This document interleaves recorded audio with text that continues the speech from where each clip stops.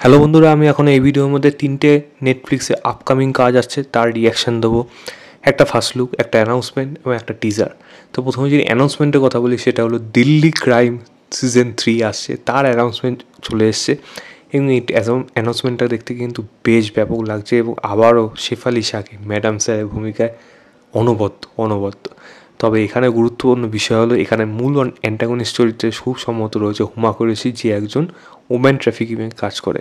এবং এই গল্পটা আসামের গল্পের মধ্যে কিন্তু শিফট আছে, মানে শুধুমাত্র কিন্তু এখানে নেই, নর্থ ইস্টের দিকে কিন্তু শিফট করছে এখন ম্যাক্সিমাম গল্প কিন্তু তাই করছে যেটা। তো এই গল্পের মধ্যেও কিন্তু সেখানে ওই উমেন ট্রাফিকিং, চাইল্ড ট্রাফিকিং এই গল্পগুলো উঠে আসছে। এবং সেখানে এই ম্যাডাম স্যারের টিম কীভাবে এই ট্রাফিকিংয়ের হেডকে কীভাবে ধরছে, কারণ সে একজন বড়ো মাথা এবং বড়ো হাত, তাকে ক্যাপচার করা কিন্তু সম্ভব হবে না, যেটা কিন্তু ম্যাডাম স্যার করে দেখাবে এবং কীরমভাবে করে দেখায়।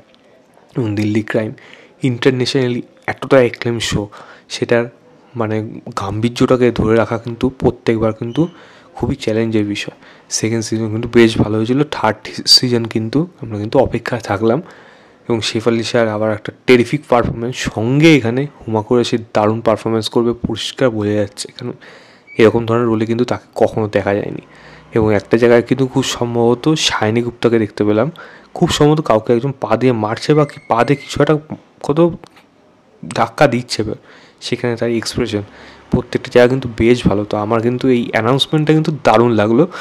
দেখা যাক এই টিজার ট্রেলার কখন আসবে, তখন তো এটা নিয়ে কথা হবে। আমার কিন্তু বেশ ব্যাপক লাগলো। এবার যদি আমি টিজারের কথা বলি, সেটা হলো রানা নাইডু, তার সিজন 2 আসছে, যেখানে অবশ্যই রানা দুর্গাবতী এবং ভেঙ্কটেশ থাকবে। সঙ্গে এখানে অ্যান্টাগনিস্টের ভূমিকা থাকবে অর্জুন রামপাল। এবং এখানে যে গল্পটা দেখা যাচ্ছে এই ফার্স্ট সিজনটা, যেখানে সে তারপরে এই যে ওদের উপর যে ক্রাইমটা বা বলা যায় তাদের উপর অ্যালিগেশন বা তাদের ফ্যামিলির উপর বিশেষ করে যেই আঘাতটা চলে আসছে, তার বিরুদ্ধে রানা এখানে লড়বে। এবং সেই রানার লড়ার পেছনে রানার কোথাও যেন বাধা হয়ে দাঁড়াচ্ছে রানা, ভেঙ্কটেশের ক্যারেক্টারটা। কিন্তু যখন মুখোমুখি আসছে অর্জুন রামপাল, তখন তাদের মধ্যে যে ফেস অফটা হবে, অর্জুন রামপাল বলছে, তুই তো খেলতে খুব পছন্দ করিস, চল এখন একটা গেম খেলি। উদুম কেলিয়েছে তার আগে, পরিষ্কার দেখা যাচ্ছে। এবং এই খেলটা কতটা ডেঞ্জারাস হয় এবং রানা কী করে এবং আলটিমেটলি তার ফ্যামিলিকে বাঁচাতে পারে নাকি, সেটা নিয়ে কিন্তু এই সম্পূর্ণ সিজনটা হবে আশা করা যাচ্ছে। তো এই টিজারটা যেরকম ডিজাইন করা হয়েছে ছোটো টিজারের মধ্যে, এবং সেখানে সাউন্ডের কাজ, লাইটের কাজ, অ্যাকশান, আমি মিক্স মার্শালের মতো একটা অ্যাকশান দেখলাম সেখানে, যে প্রত্যেকটা জিনিস কিন্তু বেশ ভালো লাগছে। এবং সাউন্ডটা যেরকম মেট্রোনমে কাটা হচ্ছিল, টাক টাক টাক টাক একটা করে কাটছে, সেগুলো কিন্তু দেখতে কিন্তু বেশ ব্যাপক লাগছে। তো আমার ভরসা থাকলো এই কাজটা যেন ভালো হয়, এবং আশা করব এটা যেন ভালোই হবে। দেখে তো অ্যাটলিস্ট প্রমিসিং লাগছে এখানে। এবার তৃতীয় যে কথা বলবো, সেটা হলো আক্কার ফার্স্ট লুক হচ্ছে, যেটা ওয়াইআরএফ প্রোডাকশনের আন্ডারে আসছে। এবং এখানে লিড রোলে আছে হলো কীর্তি সুরেশ এবং রাধিকা আপ্তে। এবং এখানে যে গল্পটা উঠে আসছে, দেখুন ফার্স্ট লুক এসছে, তো গল্পের ব্যাপারে সেরকম কোনো আইডিয়া পাওয়া যাচ্ছে না।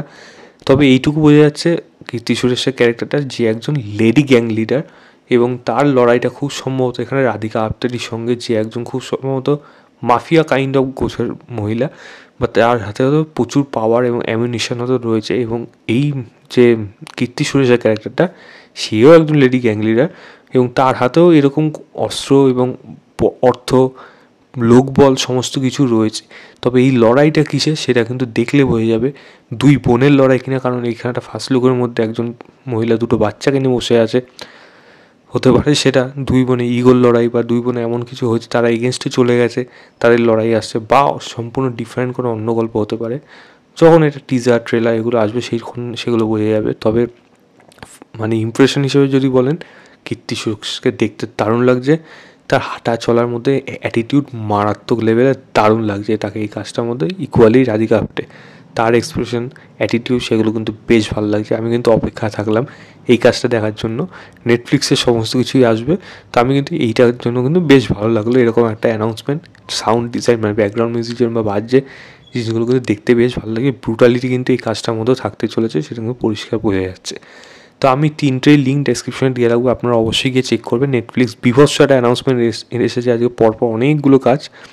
আমি কিছু কিছু করে ভিডিও দেওয়ার চেষ্টা করছি, একবারে হয়তো এতগুলো দিতে পারছি না, কারণ তার মধ্যে তাহলে অনেক কিছু ভেবে অনেক রিসার্চ করে অনেকক্ষণ দেরি হয়ে যাবে।